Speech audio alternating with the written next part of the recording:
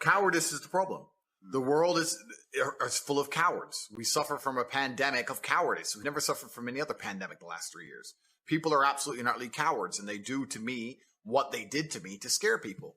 If you tell the average person you're going to lose contact with basically everyone you can speak to, you're not going to have a voice anymore, you're not going to have a bank account, you're not going to be able to make money online, you're not going to be able to move anywhere, you're not going to be able to transact, we're going to wreck you head to toe. The average person can't deal with that, right? On top of the fact that the average person is employed and they're scared of losing their job, scared of their employer. I'm in a unique situation because I'm extremely difficult to hurt. But the average person, as soon as you hurt their money, their life is over, right? And that's what we've got. We've got to a level of cowardice amongst the population where people are just going to sit there and ignore objective reality because they're scared of having this cancellation weapon used against them. So yeah, you're right. It's not that people don't agree with us. It's not that we're not saying the things that everyone knows are intrinsically true. It's that everybody is afraid to say it. And that can only end when everybody stands up and stops agreeing and playing this game and stops being cowards. We need mass numbers of people to say, no, I'm allowed an opinion. Mm-hmm. You know what? Nigel Farage, and since UKIP ended, I don't even know about his politics nowadays. I don't even know what he's doing. But he said something that was really interesting. He was asked about who runs the world. And I guess the person was trying to set him up for a question about the elites. And he said, truthfully, I'll tell you who runs the world. We do. Because we decide how much of this crap we're going to put up with. The problem is we're putting up with too much of it. Problem is everyone's a coward. And you're right. I get the same thing. Wow, thanks for saying it. Why don't you say it? And everyone is just terrified. And it really is truly crazy because fear has always been the control mechanism of man. The worst things that have ever happened in any society or any civilization since the dawn of fucking records has been done under the name of fear. Get the population afraid. What did Goebbels say? The propaganda minister of the Third Reich. Once people are afraid, give them a common enemy. They'll do anything you want. That's the Nazis knew this. Everyone knows this, right? So it's a basic playbook, but I think it's also a larger issue. I think that things like making sure people are semi-depressed, making sure people are divided, making sure people are selfish, making sure people are self-obsessed. They're trying to destroy people's will to stand up and care about anyone other than themselves. And once you do that, coupling with the fact that if you start to care about others and genuinely care about the world, you'll ruin your own life. Mm-hmm. It just makes people shut up. Yeah. And it's so interesting you say that because something that is not often discussed or analyzed, one of the strangest things I've seen in the conversation around you and your meteoric rise in fame and popularity this year is not a lot of people are thinking, okay, well, for that to happen, he's got to be saying some real stuff, right? Like you don't grow by hundreds of thousands of followers per day. Like I've been following you for years, but I think at the beginning of the year, did you have maybe 500,000 Instagram followers? Yeah. And by the time they took you off, you had about 5.7, 5.8 million. Yeah. This is in the space of a few months. So even when I was talking to people who, say they don't like you or I'm like, look, even if you don't like the message, you don't agree with it, rather than just, why don't you think about, okay, what is it? What's happening in the world? And what is it that this man is saying that this is resonating with so many people to such a strong degree? And it seems like people wanted to just skip over that and go, but these people can't think. These people cannot think. Yeah. It's almost a sad realization when you wake up and understand that there's a large contingent of the world who cannot think. And when I say that, I don't mean that in some kind of, semi-sarcastic I mean that literally. Mm. There are people who have a strong emotional reaction to subjects they completely don't understand. There are people out there who will stand up and say, I hate Andrew Tate. Why? I hate him. He needs to go to jail. Yeah. Like, okay, why? I hate him. Why? They don't know why. Once the Matrix can program an emotional response into you, and you can't even logically, with your own words, explain why you have that emotional response, you're completely a slave mind. These people don't think about anything. They believe what they're told to believe. They're emotional about what they're told to be emotional about, in the exact direction they're told to be. And that's what the Matrix wants. It wants to be able to say a name and tell the world to hate them without even giving a reason, and just get what they want. These people are so far gone. These individuals who they cannot logically explain their own emotions are so far gone, it's ridiculous. As an adult, what you need to do is seriously analyze every strongly held belief you currently have and work out where it came from. Is it personal experience? Is it from somebody who I care about and who I trust? Is it from what the news has said? Why do I believe this so much? Why do I have an emotional response to this? Where did it come from? People don't do that. They just sit there, watch the news, watch social media. I'm supposed to hate this guy, so I now hate this guy. So I know exactly what you're talking about, Zuby, because you're right. These people cannot think. They cannot even give a reason. There's a guy on TikTok who walks around and says, have you heard of Andrew Tate around college campuses? And people go, yeah. And he goes, do you like him? And they go, no. Why? He's a misogynist. What's misogynist mean? And then they can't answer. They don't know what they don't even know what it means. Like it's almost sad. But then you live through the last 3 years and you realize that, yeah, people can't think. There's a large contingent of the world that truly cannot think. It's scary. Yeah, it is kind of scary. I mean, it's so interesting because as someone who knows you, and privately and publicly, I've defended you a lot this year because people have been saying super wild stuff, and people don't. I posted actually when were we in Romania? 2020. Yeah. I posted. It was while they were in the process of taking away your accounts. I posted a photo. I was just reading the comments, and I was like, "Wow, people have such strong emotion. Why you?" Like people will be mad that we're sitting here right now. You can't talk to this person. You shouldn't talk to that person, and so on. And the thing that blows my mind about it is, number one, I think I'm a pretty good judge of character. Yeah. Like I'm a good judge of character in general, and also I think that your overall message to me is very clearly positive. Yeah. That's the thing about it. To me, it's like, look, someone might not like this bit or that bit or disagree with that statement, but I'm like, look, overall. What this it's not that dissimilar to me to what they tried to do with Jordan Peterson. Yeah. Like you have, I'd say the overall message, perhaps even of all three of us, is somewhat similar. There's a certain through line about personal responsibility, building yourself up, especially as a man, not falling into this victim game, improving your mindset, improving your body, all of these things. But people will just ignore all of that. They'll just ignore all the positive. They'll ignore the fact that you're helping people, motivating people, helping people. You get emails. I've had emails. Oh man, I was feeling suicidal. I was feeling this. I was feeling that. And just listening to you helped me. It motivated me, got me in the gym and so on.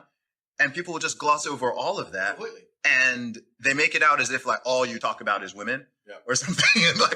And yeah, that's what's crazy. But the reason they'll gloss over all of that is because, like I said, you have to ignore your own eyes. That's what they want. When you're fully slave-minded, what I will genuinely state this as a fact. I will state this as a fact, even though I don't know it's a fact. But I would love for someone to do the study.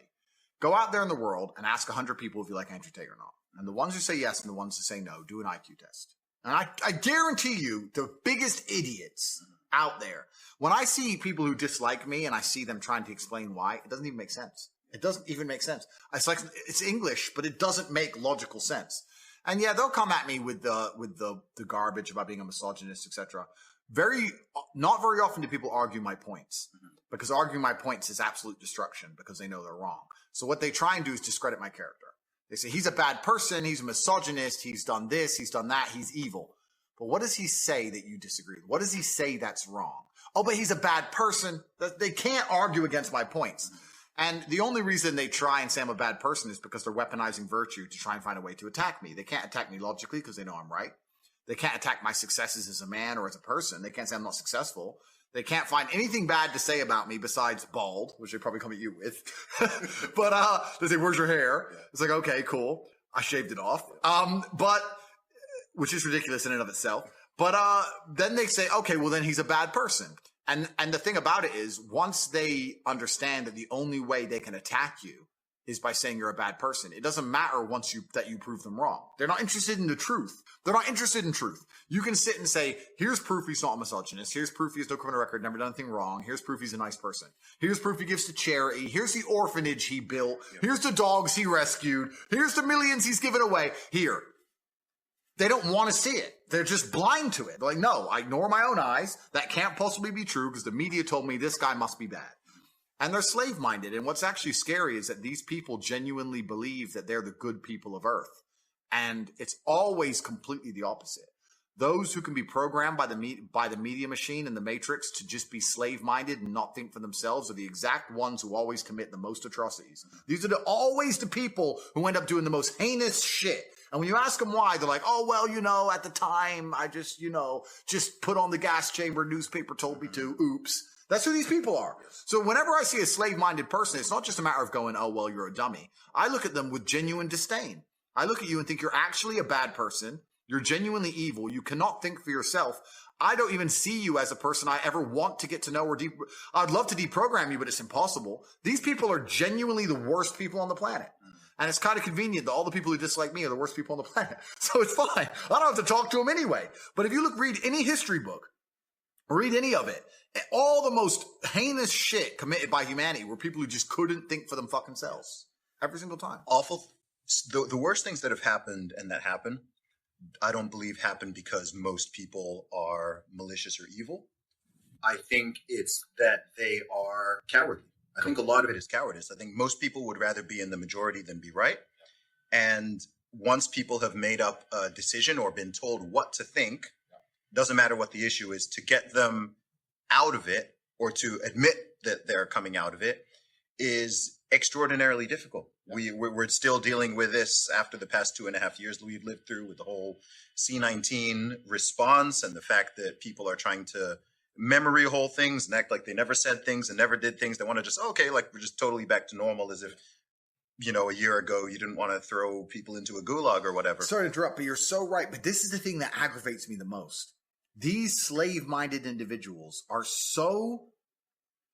they're literally barely sentient individuals. If I was the kind of person, if I was walking around with a mask on and screaming at my fellow man in supermarkets, and I've now realized that I was wrong because COVID is still here, and I'm not wearing a mask anymore, neither is anyone else, I would feel deep shame. I would be apologetic. I would literally be saying to the world, I can't believe they fooled me like that. I don't know who you were, who I was yelling at in the supermarket. You were smarter than me. I made a mistake. I'm sorry. They fooled me. They tricked me. These people don't even feel shame. They don't even feel sorry. They don't even sit and go, wow, they made a fool out of me. It doesn't even cross their minds. They're on to the next thing now. Slava Ukraine. Next thing. They don't give a shit. And it's just truly amazing that they can destroy someone's life for 3 years and then recruit these people to go out there and push the agenda for them. And all the people who were tools of an agenda, now the agenda is over, are not sentient enough to sit and go, wow, they fooled me. I need to think more carefully next time they try and fool me. No. They just continue with the programming. These people are completely and utterly slave-minded, genuinely slaves. They live inside of a system, and the system they're going to purport and fight to defend is going to destroy them. They're not fighting for a system which is going to give them anything other than absolute slavery and tyranny. It's truly incredible to watch in real time this kind of crap happening. But these people are beyond saving, and obviously people like you and I stand up.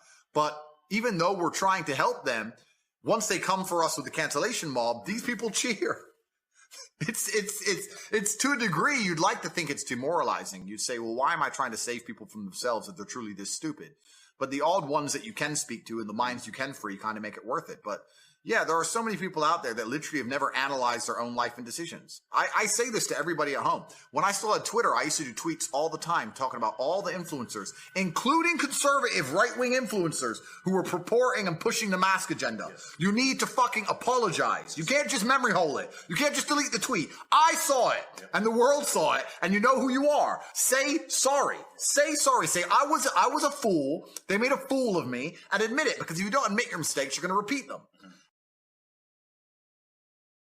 You talk a lot about purpose, why we are created as humans and why we're here. Like, what is the purpose of life? Why have we been given life? I think we're here to struggle and to learn. I don't think we're here to be happy. That's why when we keep going back to the happy argument, I've always found that kind of frustrating and annoying. Yeah. When someone goes, oh, but I want to be happy. Why? Why? Why do you want to sit there and laugh? Like you were happy your entire childhood. That's your happy days. You're allowed to be happy as a kid. It's all over now, right? You're a man. You have responsibilities. I think we're here to do important things, and important things are going to be difficult, and they're going to be hard, and you're going to get frustrated. But that's what gives you purpose. I think we're here to struggle. I think we're here to endure pain. Yeah. I think we're here to just see how hard we are to kill. I think that going through terrible things and living through them and coming out the other side is one of the most fantastic things about being human. I think that it's almost like once you understand what life is really about, there's no emotion which isn't enjoyable. The only emotional state which can be seen as detrimental is feeling nothing at all. But if you're sitting at home and you're feeling truly heartbroken, at least you're feeling something, right? And I think that's the whole part of being human. I think we're here to struggle. I think we're here to go through pain. I wake up each day and go, what can I attack? What problem can I solve? And look at history. Why did Genghis Khan wake up and want to conquer the whole world? Why did Napoleon conquer the world? Why did Alexander the Great conquer the world? You just wake up and just say, give me this, give me that. I want all of it. Yeah. There's an army there. They're really big. We're better. It's intrinsic. You need to go and conquer. That's the purpose of life. Do you believe that God created us? So why did God create us to struggle? Because if you don't struggle, you don't learn. God created us to learn and understand ourselves and understand other people and understand the world. And what did I say earlier? I said that you don't learn a lesson without pain. So you have to struggle to learn anything. There's only two ways to learn things, the hard way or the harder way. If you're smart, you can learn the hard way. But in my experience, 99% of the planet only learn the hardest possible way. If you want to feel happy inside of yourself and you want to feel content and you want to feel stable inside of yourself, you need to live true to God. And I'm not saying you can't drink a little bit of alcohol or not party or not have a little bit of fun, but you have to be a good person. I don't believe in the societal paradigms in which they have tried to construct this idea of happiness. I don't believe or subscribe to the way that happy and sad is currently understood by the masses of the population. I think if you are anything less than absolutely distraught, you are happy. You're a version of happy. It's like saying gray is a version of black, right? No matter how light the gray is, you can still call it a version of black. And unless you've gone through an event, which hopefully doesn't happen too often, like the passing of a family member or something that's truly destructive and detrimental to your mindset, besides these events, which hopefully only happen a few times in your life, you should be happy. If you're not crying or paralyzed in silence due to the absolute magnitude of a detrimental circumstance or the absolute magnitude of a negative event, then you are a version of happy. So I am always happy is the short answer. I don't believe in not being happy. I don't believe in not saying to myself I'm happy. I'm always a version of happy. And this idea of chasing happiness and always being concerned and preoccupied with how happy you are is actually the biggest mistake that a lot of people make, I think, in the world today. Especially men who wake up and go, I don't really feel happy, so I need to get happier. And that's how they end up down a hedonistic path of drugs or alcohol or gambling, chasing pleasure. I don't care how I feel. Yeah. I don't care if I feel happy or sad. It doesn't really affect what I do each day. I do the exact same things. I act the exact same way. I don't care. I don't put weight to the significance of the emotion. So I always consider myself a happy person, but if I woke up and I was slightly less happy one day than another, it wouldn't affect anything I do and I wouldn't put any relevance to it. I'm human and that's life. So yeah, am I any happier now that I have hundreds of millions of dollars than before I was broke? Not really, but I was never unhappy. I'm the same state that I was then that I am now. I have work to do and I will do it. It's as simple as that. Well, also, there's no light without dark, and there's no joy without pain. You can't have a rainbow without a little rain. No matter how hard you chase pleasure and happiness, there's going to be dips and troughs in between. There's going to be come downs and downtrends, and you're going to have the juxtaposition between that time you were laughing your head off and acting giddish like a child and the time that you feel depressed as such. And I think it's much better to just adopt a very disciplined, stoic mindset. I'm always the same base level of happy, regardless. If I lost all of my money today, I would be the same happy. If my net worth quadrupled, I'd be the same happiness. But as long as I'm alive and the people I care about and love are alive, and as long as God gives me the honor of doing my duties and providing for the people I care about, as long as I get to wake up and know that there's a whole bunch of people in the world who need me and I get to work hard to please them and do good for society and good for the world, then I'm a vessel of God and I'm happy enough to survive. That's all I look at it as. I don't ever consider how do I feel. That doesn't cross my mind. I have things to do. I'm too busy. I have things to do every single day. I have very important things to do, and how I feel really is not going to affect how I complete those tasks. Anybody can be steady when there is no storm. The true skill set of a leader is to be steady in the storm, not hysterical, not anxious, but steady in the storm. You are closer to there than you have ever been before. But God is not big on details. He tells you, we're going to the other side. He does not tell you what's going to happen on the way. There are things that scare the living daylights out of you on the way. It's not the takeoff that you have to be concerned about, because most things take off good. Most business ventures take off good. Most little babies start out good. The takeoff is always great. It's the things that happen in the middle that challenge your ability to be steady. And there you are in a crisis, in a storm, and you're trying to get to the other side. Wherever there is, wherever God has predestined for me to go, I want you to notice that He determined the end from the beginning. He knew where He wanted you to go before He formed you in your mama's belly. He had predestined for you to go to a place. But in the process of getting there, storms arise. The one thing that we all have in common, black or white, rich or poor, short or tall, the one thing I can guarantee you that all of us will face, male or female, is a storm. There is nobody you're going to meet or fall in love with that will avoid the fact that storms are built into God's plan.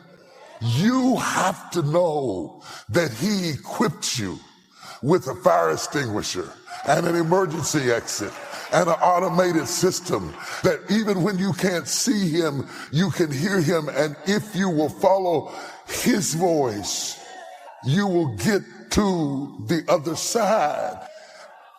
The first thing we do when we get in the storm is to try to fix the storm. The storm is not yours to fix. You cannot fix the storm. And this drives you crazy, but it's particularly difficult for men because we are raised to fix stuff. And there are some women who feel that way too. You feel like you failed if you don't fix it. You lose self-esteem because you feel like it's your fault because you can't fix it. And I came to tell you, every storm that comes your way is not your job to fix. Storms don't always warn you that they're coming. Oh, once you get so high in the air, the pilot is going to pass out and you're going to almost lose your mind. Your husband is going to leave you for your girlfriend and your sister, your mama. Nobody, you don't get to pick. And how do you sit down and tell your boys you lost your girl to a girl? Oh, you think that's funny? Yeah, you think that's funny, but that's happening. You don't get to pick the storm you face. You don't get to pick what life is going to hand you. And to all those control freaks, you have a special degree of trauma because the only time you feel safe is when you're in control. And I confess to you, I hate it. I don't want to be in something I can't control. And when you're in a storm, the big question in your mind is, do I have what it takes to stand against this storm? Can I make it through at my age? Can I make it through at my stage? Can I make it through after all the other stuff we've been through? And the worst time to have a storm is when you're already tired. That's why the enemy waits till you're tired. He waits till you're frustrated. And you feel like if one more thing hits me, I am going to lose it up in here. And that's when the storm comes. And it came to pass. And it came to pass. Every storm that ever hit the planet came No matter how fierce, no matter how devastating, no matter how many homes were destroyed, they always come. And no matter how severe, no matter how terrible, no matter how many lives were lost, families were lost, it still comes to pass. How many times in your life have you gone through something you thought you wasn't going to make it? Where are my real people at this morning? I'm never going to make it out of this. This is too much. I can't handle it. I can't take it. And half of the stuff that broke my heart and almost drove me crazy, I can't even remember.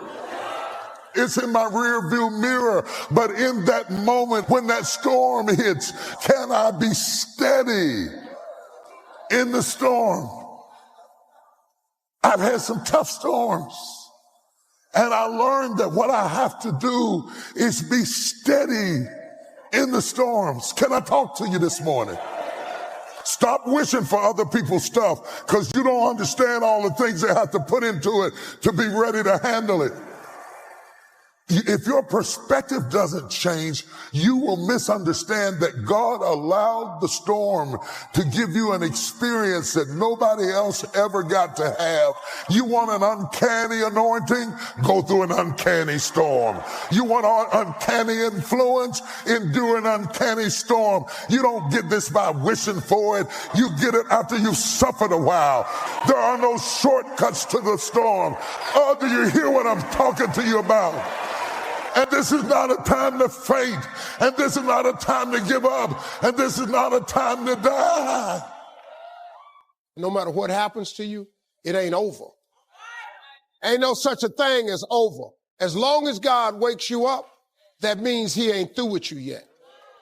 Every painful time, it's developing something in you that can only be developed in the tough times. When you get into a tight spot and everything goes against you, never give up then, for that is just the place and time that the tide will turn. Now you have to receive this by faith and say, God, I believe what you promised, that a turnaround is coming. Hang on. Winters don't last forever.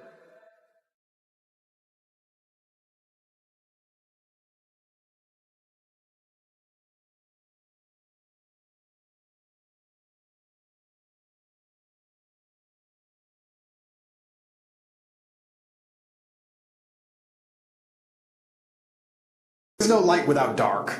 I think the ancient Chinese nailed it when they put the yin and yang together. You have the black and the white and they flow into each other, and there's a little bit of white in the black, there's a little bit of good in the evil, and there's a little bit of evil in the good. And if life is perfect all the time, you don't appreciate anything. I actually think one of the worst lives you can have is a life where everything goes right all of the time. If you're spoiled to that degree, especially as a man, as soon as you reach any kind of difficulty, you're going to crumble.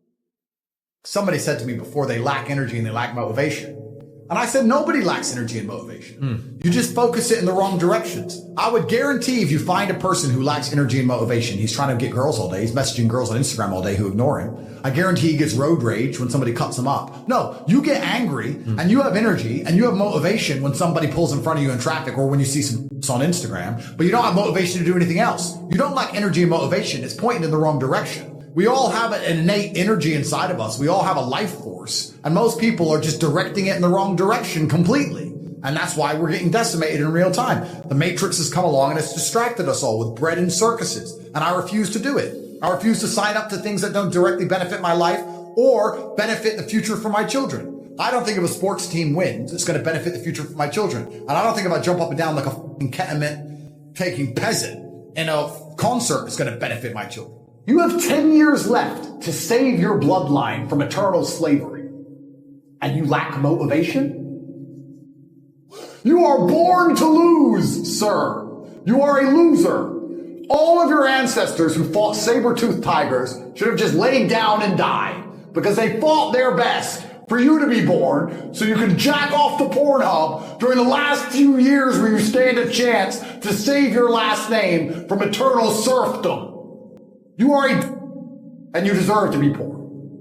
The last thing you should lack in the mess of the world today is motivation, because you are running out of time. And I'm telling you, as a rich man who made it out, I can see the gap is closing. I can see it. So you should certainly see it. I'm above in the clouds, looking down on the hole closing in. You're down below, looking up, watching it close, and you lack motivation to build a ladder. Oh, well, maybe tomorrow. Doom, doo, doom. Maybe government will save me. Maybe if I vote for the liberals, they'll give me money. Slave minds, clowns, fools. The last thing you should lack in the world today is motivation, because truly people are running out of time. When you want to explore all the levels on the map of life, you don't just want all the levels at the top. See, this is the mistake most people make. They sit there in a normal life and they dream of being rich and going on nice vacations and dreaming of all the nice things. They don't dream of all the bad things. They think they can have all the light with none of the dark. That's not how it works. The only reason you appreciate being rich is because you were poor. If you were born rich, you don't appreciate it. The only reason you appreciate being in good health is because you were once sick. When you're sick, you'll do anything to be healthy. If you've never experienced sickness, you don't know what health is. There is no light without dark. So I've had to get up a bunch of times, and I do not pray for an easy life. I pray for a difficult life with difficult challenges to solve and being strong enough to handle them. I've never tried to make my life easier. In fact, quite the opposite. And I think that life is going to continue along this way. If you really want an exceptional life and to do exceptional things, you can't only hope for the positive exceptional. So if you want the highs, you have to accept the lows. And I want the highs. I want to make sure my human experience is as varied as possible. So I've had to get up thousands of times, and I'm sure I'll have to get up thousands of times more, but I know me as a person, and I know I'll never stay down. So I'm not afraid. Well, I think that envy is designed to motivate, but the Matrix has taken envy and it's corrupted it. So I've told this story on other podcasts before, but I've been an envious person. I've told this story because it was so pertinent to me about how most people don't care. I was walking to school. I was walking to sixth form college in Luton. I was 16, 17 years old. And I used to have to walk about an hour each day to school, and it was raining, and I was walking. And I was walking with three of my friends in a Ferrari. It was an F430, I think, pulled up at the... That was my first Ferrari, Yeah. Pulled up at the lights, made a bunch of noise, and I was standing there and I watched it, and then the light went green and he just tore off. I said to my friends, I was like, bro, how do we get Ferraris? And he's like, what do you mean? I was like, my mom is on a council estate, single mother. She raises 3 kids on 300 pounds a month. We can barely afford food. He has 200 grand for a car. Liquid for a car. Something is broken. None of the teachers at school have Ferraris. None of our university professors have Ferraris. No one else I know has a Ferrari. What do we have to do to break the matrix and find the money? This is all a lie. I want a Ferrari. And my friends were like, don't know. That's why I have wrong friends. Well, no, that's why I have Ferraris and they don't. That's why I now have 33 Ferraris. Because I was envious. I was envious of this man. Most people don't care. But you turned envy into learning how to figure it out. Well, I turned envy into anger, and anger is power. But what we have people doing now, because they don't believe in themselves, because the matrix has dampened their soul when they feel envious, because they want to level the playing field, which is all envy is. Instead of trying to elevate themselves, they try and drag others down. So when people look at my life and they're envious of me, what they should say is, he's truly from the most humble possible socioeconomic beginnings. He is a person of color from a council estate, a single mother household. He's at the bottom. And he made it up to the highest echelons. He's on the phone with Elon Musk and his ability. If he can do it, I can do it. But they don't believe in themselves. So what they do instead is, well, I want to level the playing field, so I got to drag him down. So envy, when you're trying to drag others down, it's just laziness. Because you feel envious, but you don't have enough fire about yourself to go out there and attack the world and equal the playing field with vigor. So you want to equal the playing field by dragging someone else down. It's just laziness. Lazy people act that way. If you know good men, all they want to do is, most of the time, is work. What men who are good want to do most of the time is some version of work. Training, making money, organizing their life, getting their car clean, whatever. It's a degree of work. Women love fun. Women want fun all the time. And fun is where all the haramities appear. It's where all the negative orgons appear. You're only going to get in a fight if you're going out trying to have fun. You're all like drugs and rape charges and physical violence and assassinations. There's always linked to fun. Yeah. If you want fun, you're dragging all this shit into your life. Wasting money. Drunk. Yeah. If you want to just work, you can avoid a lot of bad things. Someone goes, do you want to go out? I'm like, no. You can go. Here's the address. My team will take you. Have a great time. Go get a bunch of bitches. Go pop balls. Go do. I'm going to sit here on my computer. I'm boring. But I guess it generates millions and millions and millions and millions of dollars and millions of dollars. So if you have goals you want to achieve, I ask you, what people do you have around you? What network do you have around you of people you can sit down with and they are competent and they're not lazy and they're not stupid and they're not self-interested and they believe in the greater cause where you can work as a fraternity to achieve said goals? How are we going to do this? We now want to do this. How shall we do it? And we got it done. This is what's another thing that's amazing to me about motivation. I don't feel motivated. Newsflash. Neither do I sometimes. You're not going to always feel like doing it. You have to do it anyway because it's your duty to do it because you don't want to be a fucking loser. That's the whole point. If you felt like doing it all the time, then there would be no magic to it. The magic is that you do it regardless of how you feel. That's the whole point of it all. What do you mean you need motivation? You don't need motivation. You have a duty to not be a loser anymore because the hole in the sky is closing. Am I hard on myself? Yes. Does that benefit me? I believe so. I'm hard on myself because life is hard. I think But could life be easier if you thought life was easy? Because isn't life what you see, not what it is? What's the point in having an easy life? Why would I want an easy life? If someone were to say to me, do you want an easy life? I'd say, that sounds boring. I mean, did Genghis Khan want an easy life? Did Alexander the Great want an easy life? Did any of the men you can remember from history, any of the ones that actually matter, ever want an easy life? If I meet a man and he says, I want an easy life, I just want a stress-free life, I look at him and think, you're born to lose. You're born to lose, sir. You can have your stress-free life, and you can serve me my latte, and you can go off. Because you're not made to, life is war. And it's going to be stressful. And life isn't always war. Of course it is. Life is war. Every single aspect of life is war. Not losing your temper in traffic on your way to a podcast is war. Trying to get a girl that the other guy wants is war. Trying to buy a Ferrari that everybody else can't afford is war. Trading is war. Fighting is war. Life is war. I see war everywhere. When I see a big, beautiful oak tree, I don't see a big, beautiful oak tree. I see a tree that destroyed all the saplings around it and crushed them mercilessly. It's war. Life is war. That's why I'm gearing up for war so heavily, because this war, when people ask me why I don't try and avoid it, I don't think most people understand that this war is coming for everyone.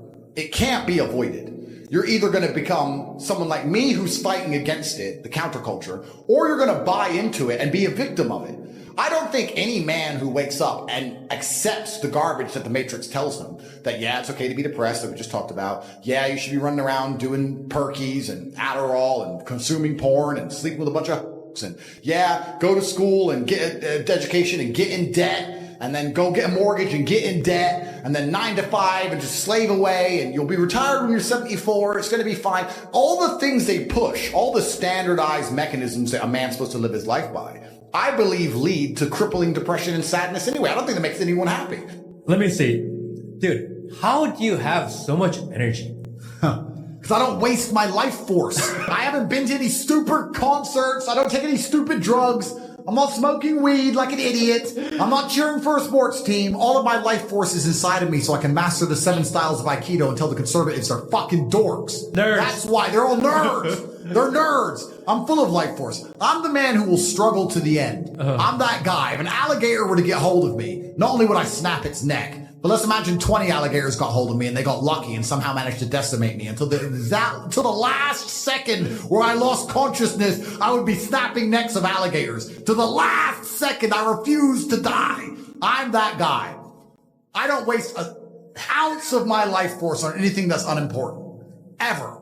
So I refuse to be distracted. The Matrix wants to distract me. They've identified me. They're like, Andrew Tate is a threat. He's full of power and he believes in God and he's a slick talker and he motivates people and he has a bunch of money and he's big and strong and tall and handsome and charming and interesting. He's got a Long Johnson. We have to distract this man. We have to give him something he's interested in outside of fighting the Matrix. And they're trying to come at me with all these beauty queens and these sponsorship contracts and I'm resisting it all. No, I have a mission and I'm on the mission.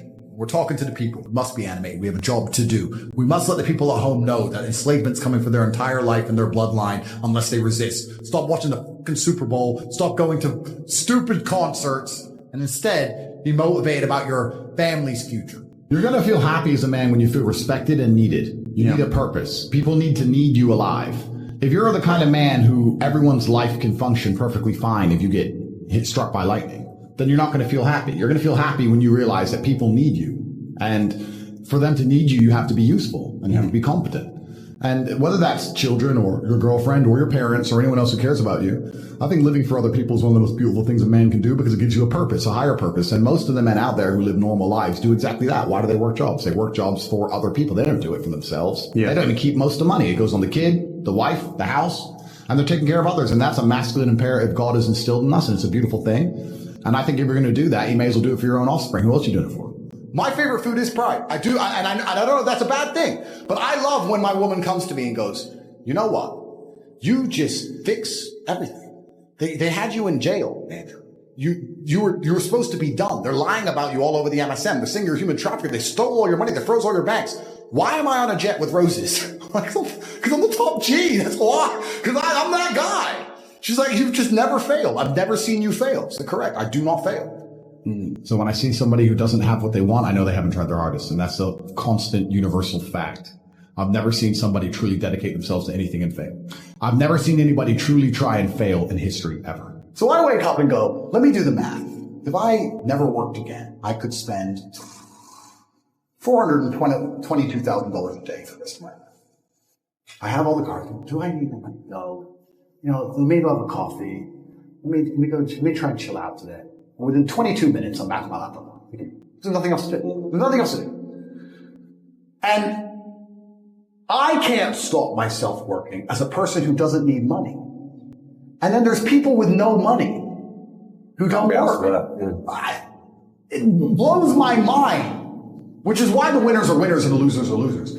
Losers do a little bit of work and rest. Winners work as hard as possible and worry they're not working hard enough. It's just a separation of personality types. And it's almost like you can't save these people. So am I hard on myself? Yes. Will that change? No. Life is war. Life is hard. You're supposed to be hard on yourself. Perhaps most men would benefit from being a lot harder on themselves. I think I see a lot of men coming up with a lot of excuses for permanent failure. I see it all the time.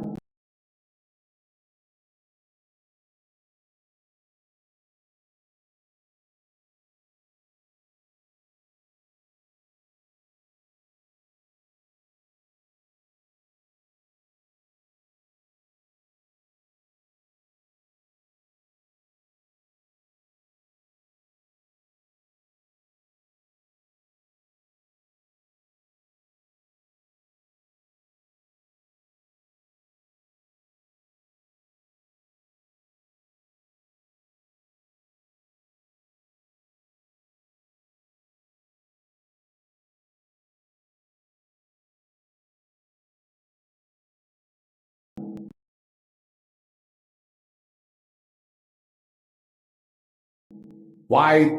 I can't pay my bills today. Okay, cool. Why?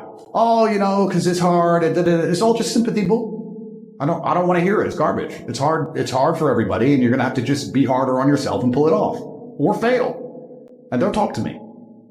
Bro, it's. I don't know what to say. I don't want to come across as a psychopath, but it's like life is difficult. I made this decision to be this man, and I understood exactly what it comes with. And a lot of people at the bottom see all of the benefits. They see our cars, see the private jets, they see the girls, they see the status, and they want all of that, but they don't want the negatives. And that's why they're never going to get it. Yep. Because on your way up, you're going to start getting hit with the negatives. You're going to be derailed. There's no way to get to the top without dealing with monumental levels of stress. I often say the reason a lot of people don't have the things they want is they couldn't handle the things they want.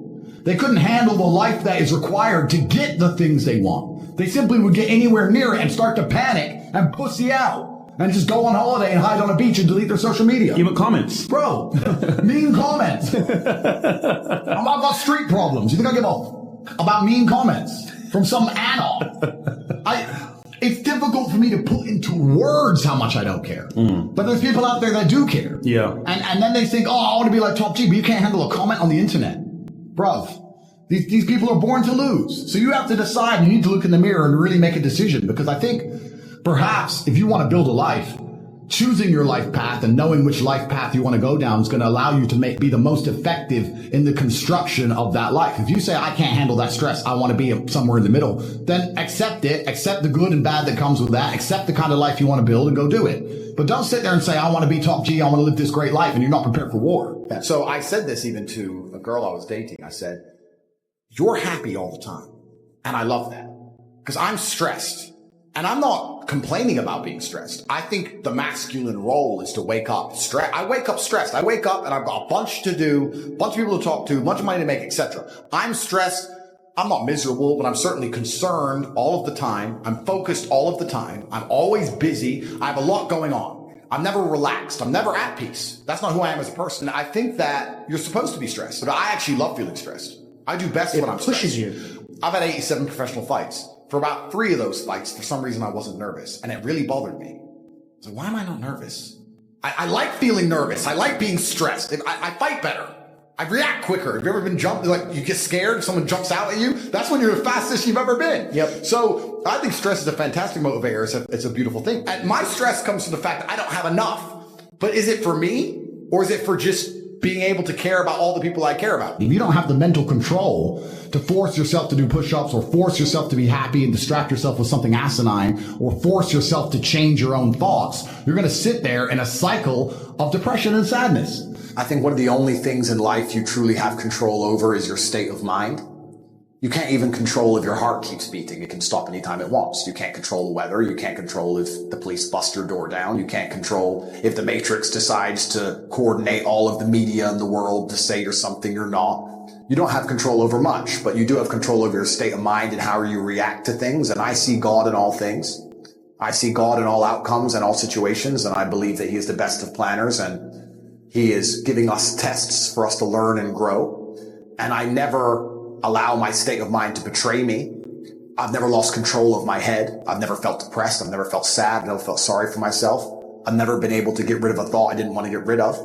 And I think that we live inside of our own minds. And as long as you control your mind, you get to control your reality. So I don't think I've ever lost control. And I don't think I ever will lose control. No matter what happens to me, I'll always control my mind and control how I view it. And I view all things as a positive, no matter how negative they seem. I see the positive in everything, and I see the lesson in everything, and I see God in everything. So for that reason, I will confidently state I've never lost control, because all that we have is our state of mind, and I own mine. I have something I sent in my email recently. I said, you could give the average man a brand new Ferrari and a road map and a coffee and a full tank of gas and tell him the destination, success. And halfway along the drive, he'll quit. Just keep on. No matter how well you set it up for people, they'll quit. One more. I've given you a Ferrari, a full tank of gas. I've given you the latte. I've given you a road map.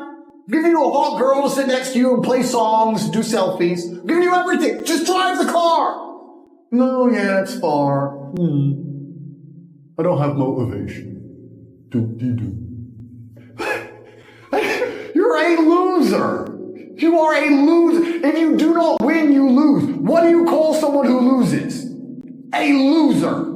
The gap is closing. The elites hate you. You no longer have sexual consent. You're a permanent criminal in the eyes of the law. They're here to decimate you and your entire bloodline. You're 22 at the height of your capabilities, the height of your energy. You heal like Wolverine. It is Friday. Are you making money? What are you doing? Oh, there's this band. I really want to see this band. And I guess you just deserve to lose, friend. I guess you're just an idiot. And I don't feel sorry for you. I guess you're just a dummy. And that's how I feel. So imagine how the elites feel. We're scum to these people. We are. I'm not a rich man. I'm just a poor man with loads of money.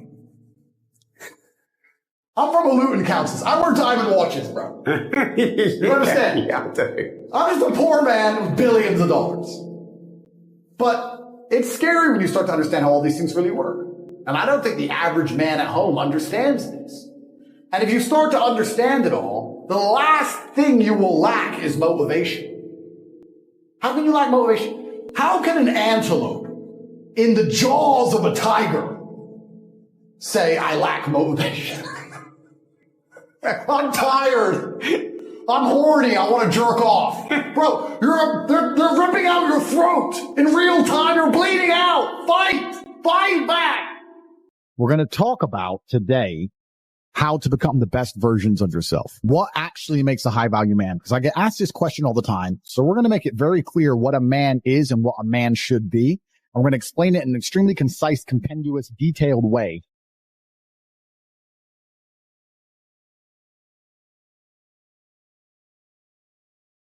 When people look at you, why do they see you as a high value man? Do you have anything you project? Do you project true bravery? Do you project true confidence?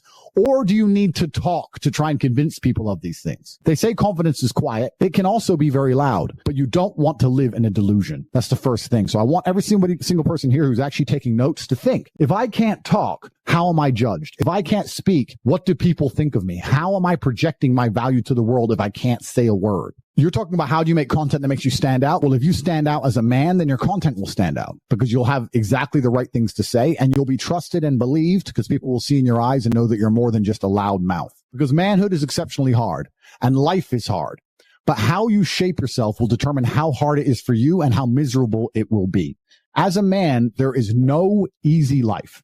If you're looking for an easy life, you should have been a girl. You made a mistake. Yep. Your life is not about being easy. Your life is not about being happy. Your life is always going to be difficult. All of the pain you feel, all of the sadness you feel, you're supposed to feel as a man, and you have two effective binary choices. You either go through the suffering and go through the trauma and go through the hardship it takes to be a man of value, or you suffer eternity as a nobody. And being invisible, I would argue, is almost worse. You can have a very stress-free life if you work in Starbucks. You don't care about the Starbucks once you clock off.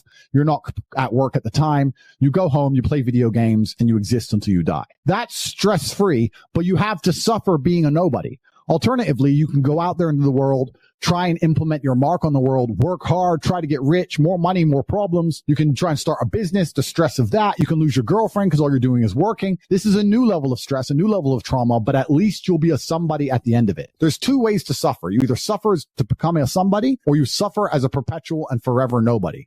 There is a burden of expectation on you as a man. You're expected to do the impossible all of the time. You're expected to perform regardless of how you feel. And if you don't meet those expectations, you will be forever punished by life, by your girl, by your friends, by existence. There's no other option but to be a G about it. You have to just be a G. Because how did you and Tristan handle jail? What am I going to do? Not handle it? What does that even mean? Want to bang my head against the wall? You have to just get it done. Do anything. You have to just get it done. If you're a full-grown man and you wake up, you should feel fire in your blood to conquer the world. If you wake up and you don't feel fire in your blood, it has been suppressed on purpose. Somebody has come along and said something or done something to you that has destroyed your innate, natural, God-giving, masculine quality to want to go out there in the world and do amazing things. But you wake up and you just want to sit around your house. Why? They've done that to you on purpose. It's on purpose. It's all purposeful. And you've fallen for it. You've been programmed by the Matrix. You have to resist. You have to find out exactly how they're getting this crap in your mind and resist it. You need to have a strong network of men who don't allow you to make these mistakes. What's the point in being alive as a man if you don't live for anything bigger than yourself anyway? Am I going to live for myself and just hedonistically eat ice cream like a girl? Yeah. Oh, I'm rich now, so I'm just going to eat ice cream all day. No, I'm going to tell the truth. And if I have to suffer for it, then that's the consequences. It's fine.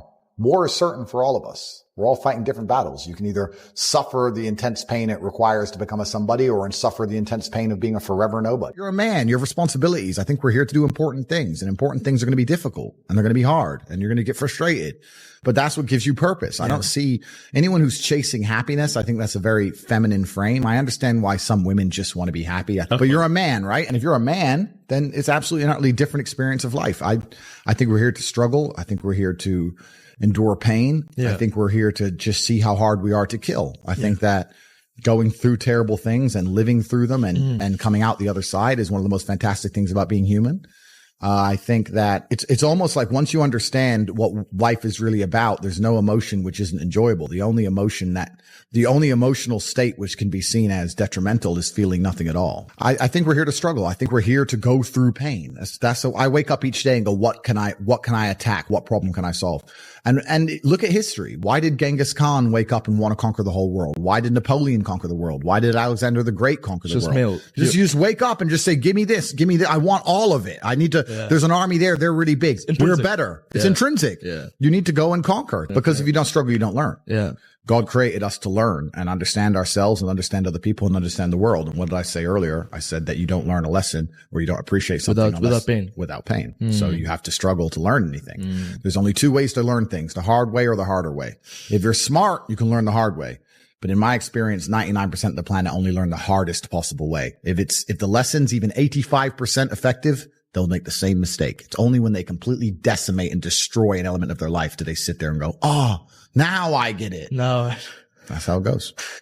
There's a lot of men out there, especially in the world today, who only want to do things because they feel a certain way, not understanding that doesn't make them competitive. The biggest question I get asked all the time is, hey, I lack motivation. And it's an annoying question to me because so do I sometimes. I don't always feel motivated to go to the gym. I don't always feel motivated to work. I don't always feel motivated to do what I need to do, but I do it anyway. It's called discipline. And if you're going to wake up every day and lack the motivation to do what should be done and compete against people who will do it irregardless of how they feel, you're going to perpetually and forever lose. When you're asking someone for motivation, what you're effectively doing is saying, make me want to do it. I don't want to do it. Make me want to. No, you have to do it. Or you can stay a fucking loser. The best thing you can do as a man is try to make your mark on the world and make people understand how and why you think and try and be a positive influence and have children. Everyone has a dream, but not many people have a plan. A dream and a plan are different things. When you say to guys, do you want to be rich? Yeah, I want to be rich. How will you get rich? So you can have a dream with no plan. When's the last time something fantastic has ever happened on accident? When's the last time you've seen a big jacked dude and you say, hey man, how'd you get so jacked? And he goes, dunno, oops. Well, it just happened. No, he planned it. He went to the gym. He he ate a certain way. He planned his meals. He had to make it happen. It's exactly the same with getting rich. You need a plan to get rich, right?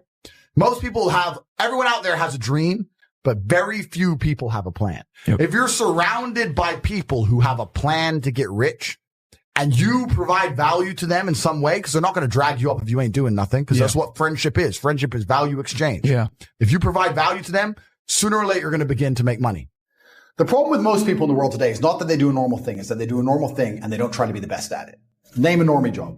Making coffee. Making coffee. Boom. You're a barista. So the first thing you need to do is get very good at making coffees. That's the first thing you need to do. Be able to do it in a fancy way. Then you need to solicit attention. Well, if you can make coffees in a fancy way, you can hire a videographer. You can then begin to make fancy coffees in a fancy way, and you can make it look good with a finalized product, and you can get a nice video made that's well cut with some fancy music. You begin to put them on Instagram and solicit people to watch your Instagram. Now you have attention. How do you then turn that attention into money after you began to show your fancy coffees? Well, you could, let's say, put together a course or an academy or write a book on the magic of coffee or the secrets of coffee. And you would put a mystery on it. Don't say, I'll teach you how to make coffee. No, say the secrets of coffee. You'd have a link in your Instagram page and it would be $9 and it would tell people the secrets how to make coffee. You'd start to sell that for $9. You'd make a couple hundred or a couple thousand, not too much, but you continue to make fancy coffees. People continue to go to your Instagram page. You're now selling the secrets of how to make coffee. Then after people start knowing you as being a barista, you start to make these $9. You have $20,000, $30,000 in the bank. What you can do is launch your own coffee brand. You can go on Alibaba.com. You can find some coffee beans.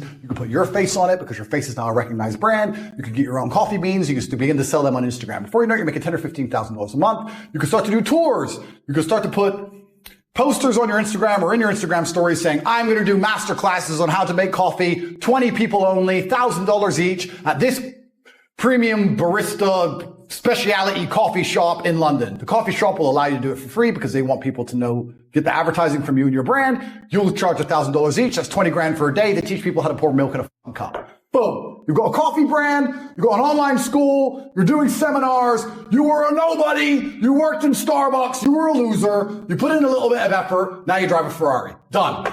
It is that easy to get rich in the world today if you actually try. Some people are so lazy that they will work every day instead of get rich. And they think because they're working every day that they're not lazy.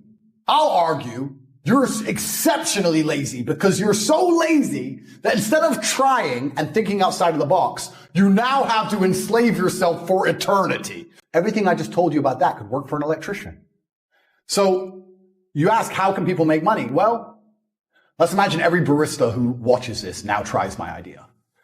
The winner is going to be one, the person who makes the most beautiful coffee, the person who makes the most beautiful videos, the person who works the longest, who tries the hardest, who makes the most videos, who makes his $9 Secrets of Coffee book that he sells on Amazon the best book, who gives the most value in his masterclass, who gets the best coffee beans for his coffee brand. Then it comes down to hard work. People say work smart, not hard. Disagree. Work smart and hard, because lots of people are working smart. I work smart and hard. So there's no avoiding the hard work.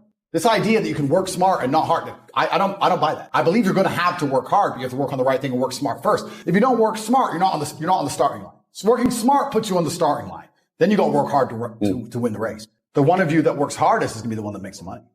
And then perhaps if you make a bunch of money, you can join the war room and you can come and speak to one of us in person.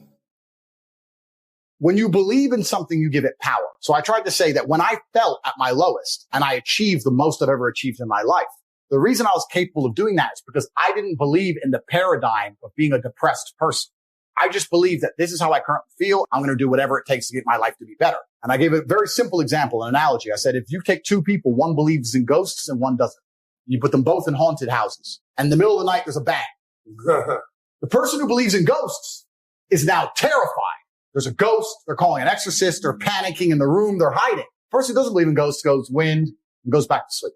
It's the same noise. It's the same scenario, but it's the belief in their mind that and ruins their life. Yeah. It's the belief in their mind that turns against them. And I've said this many times. I don't even give a shit about right and wrong. You can tell me you can give me with every scientific proof in the world, depression, I refuse to believe in things that take my power away from me. I'm only going to construct a mental model that allows me to be as powerful as possible. If believing in the idea of depression is going to take my own power away, then I won't believe in it. I don't want to believe in things that make me weak. I believe in things that make me strong. And someone goes, well, you're wrong. Let's assume you're correct and that makes me wrong. Let's say that you're right and you're depressed. Why would I want to adopt the thinking of a man who is sad? Why would I want to think like you? I don't believe in things that take power from me. I never have. So when people email me and they start saying, I'm depressed. And what's funny is this, and they desperately defend the idea of depression. I'm like, my friend, you just told me you're too depressed to be successful and depression has destroyed your life and you lost your girl. I'm telling you that the enemy in your life isn't real. And you're now sending me 10 emails a week trying to convince me that your enemy is a real thing. Why are you sticking up for your enemy? This person, whatever it is, this idea destroyed you and you're putting your energy into defending it. I'm never going to believe you. I'm never going to adopt your thinking because your life is not successful enough for me to emulate. So why don't you try to adopt my way of thinking? Stop defending this. And they're defending it because it's a cure-all excuse. Depression or sadness is a cure-all excuse for men to use for failure. I have failed. This is why they say I don't believe in men's mental health, or the man who's depressed can't compete with the man who's not depressed. This quote. I say, listen, you get to roll out, be fat, be out of shape, be broke, be unimportant with no girlfriend. And instead of the world thinking you're a loser, you get to say, I'm not a loser. I'm depressed. It's a shield. Yeah. And I say, that's why you don't want to lose your shield. Because now you have accountability. Now you have performance. It's a cop out. Get off. I don't give a shit if it's real or not. We're not about that. We're talking about success here. Get rid of your excuses. Stop defending the thing that's ruined your life and get to fucking work. And every time anyone has ever listened to me in history, every single one of them's transformed their lives and messaged me positive messages afterwards. Every single fucking time. That's why I'm antidepressant. Because that pill ain't going to fix you the way becoming the man you wish you were is going to fix you. So I don't like negativity in my space. I curate my reality extremely efficient. We don't believe in negativity because it's infectious and it's sticky. And even if someone's negative, even if you talk them out of it, it still stains the air, right? If you're in a trench and you're under fire, the least productive person is the person who goes, they've got too much artillery, we're going to die. Shut up. We all know. Shut up. That's not helping us, right? It's very infectious. So, and most people understand, they say, you are the sum of the 5 people you spend the most time with. Yeah. Then why the fuck are you spending time with negative people or people who complain or unhappy people or unlucky people or negative people? Stop talking to them. Everyone I talk to is like, yep, we are winners. All we do is fucking win. If you want something, you find time. So don't sit and lie to me and pretend that you want to network and you can't do it and you want to make money and you don't have time. Because if you really wanted to, you'd be able to do everything. You get what you give in the world. If you want to feel loved, the best way to do that is to give love. If you want to feel respected, the best way to do that is to give respect. If you want to have good brothers, the best way to do that is to be a good brother yourself. And you're not a very good brother if you're broke. You're not a very good brother if you're not a very good brother if you're lazy, and you're not a very good brother if you're weak. So those are 4 things you can improve, because birds of a feather flock together. And I don't hang around with anybody who's those 4 things. If you can sleep just fine being broke, then guess what? You're always going to be broke. That's life. If you go to bed and you can't sleep because you're furious at the fact that I can buy a new supercar every day and you don't have a single one, then you might do something about it. So it's down to you and it's your own personal decisions. And I think we've discussed this in a lot of different emergency meetings, but there's no such thing as busy. There's no such thing as don't have time. That's all garbage. There's only 3 reasons people don't have money, and I've discussed them before. It's being stupid, it's being lazy, it's being arrogant. And to me, you sound like, well, you're not stupid because you're inside the real world and you're making money. You're not particularly arrogant because you're asking us how to do it. That's fine, but perhaps you're a little bit lazy. So you need to know what to do. You need to get it done. Well, it's not an issue of juggling things. Everyone only has 24 hours in the day. So me, with my net worth, I have 24 hours in the day. Someone who's completely broke and, is wasting their life playing video games who has no money, he also has 24 hours in the day. So it's not about juggling. It's simply about choices, and it's about discipline. The truth is you have to do all of them. And especially when you're young, I'm getting a bit older now, but especially when you're young, my advice is sleep less. Oh, I don't have time to work out. How many hours a day do you sleep? 7? Make it 6. The energy boost from being in shape will compensate for the 1 hour lost sleep. So we live in a very, very fast world now where things are happening extremely quickly, and people who are slow or are slow to adapt or slow to change always get left behind and get wrecked. Darwin said it in The Origin of Species. He said that the most adaptable species survive. He didn't say it's the strongest or the fastest or the hardest to kill. He says it's the most adaptable, the one that can adapt quickest to a changing scenario or a changing situation. And I think it's the same for humans as well. The ones who are going to be the most successful are usually the most adaptable, and also the quickest. Think about the people who quickly adopted to, Bitcoin, for example, or quickly adapted to selling things online, or quickly adapted to starting their own YouTube channel. Being first, you'll do very well going first. Mm-hmm. So adaptation is extremely important. Speed's extremely important. And most people are living under constraints, and the largest constraints they have are obviously the order of society, which is constructed by governments, because governments need to know who's inside of their countries and who lives there and who travels. Of course they do. Why wouldn't they? And if you have one government that's constraining you, you lack adaptability. So that's adaptability. I have a choice. I have an option that other people don't have. Yeah, no, absolutely. And you got to be able to be mobile, man. And if anything, the little cough situation that happened about 2 years ago, guys, showed that you really can be enslaved anytime. And you guys got to be able to, you got to create that freedom for yourself. And I think one of the biggest problems with the world today is that men keep talking about how they feel. There's not a single man around me who says, I feel. Mm-hmm. Like, I live with guys and we have this big house and we're all having fun all the time. And I'm trying to think of a man around me who says, I feel, because nobody cares. Why would I care how you feel? Why would life care how you feel? Society doesn't care how men feel. So if nobody cares how men feel, why do they care how they feel? You wake up and you have a list of things that need to be done. You're either going to do them or you're going to make excuses. And how you feel has no bearing on that list. The list must be completed irregardless of how you feel. So why are we even putting importance on those feelings? I think you learn to ignore feelings early on. You can learn to ignore pain and many other things. And I think that's the best way a man should be. I think that's how you become brutally competent and competitive. If you have values, whatever they are, then you're going to have to sustain those values. Mm-hmm. If you don't work for something, or you're not prepared to suffer or struggle for something, then you don't love it and you don't believe in it anyway. Mm-hmm. If you love a woman, you'll struggle to keep her. Right. If you love a country, you'll struggle to defend it. If you love a sport or a business, you're going to work for it. Right. If you're not working for it, then you don't love it anyway. So the values come with obligations, and those obligations are to fulfill your duty irregardless of how you feel. Mm-hmm. Bad things can happen. It's a terrible experience. You're going to suffer. I enjoy all of those things. Mm-hmm. If you ask the average man to think back on the times of his life that he really suffered or he hated, usually if they're a good man, retrospectively, they're glad they happened. At the time, you may hate them, but not very many men are going to sit and say, oh, I wish I didn't have to go through that. Maybe the loss of a loved one or something. But in general, I think they're the best things that ever happened to people.